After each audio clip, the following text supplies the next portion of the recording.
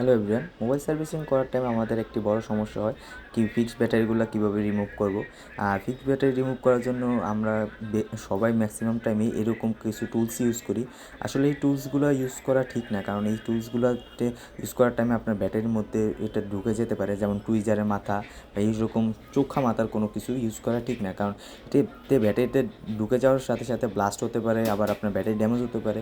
এর জন্য আমরা সাধারণত থিনার জাতীয় কোনো কিছু নিয়ে নেব এবং ওপেনার বা থিনার ব্যাটারি সাইড দিয়ে আস্তে করে ঢুকিয়ে দেবো, এবং এই যে এরকম প্লাস্টিকের কিছু টুলস পাওয়া যায় মার্কেটে, সেগুলো দিয়ে আস্তে আস্তে আপনি যদি সাইড থেকে রিমুভ করার চেষ্টা করেন তাহলে খুব সহজেই কিন্তু আপনার ব্যাটারিটা রিমুভ করতে পারেন। এই ক্ষেত্রে আপনার ব্যাটারিতে ড্যামেজ হওয়া বা ব্যাটারি বাঁকা হয়ে যাওয়া এরকম কোনো প্রবলেম আশা করি কখনো ফেস করবেন না।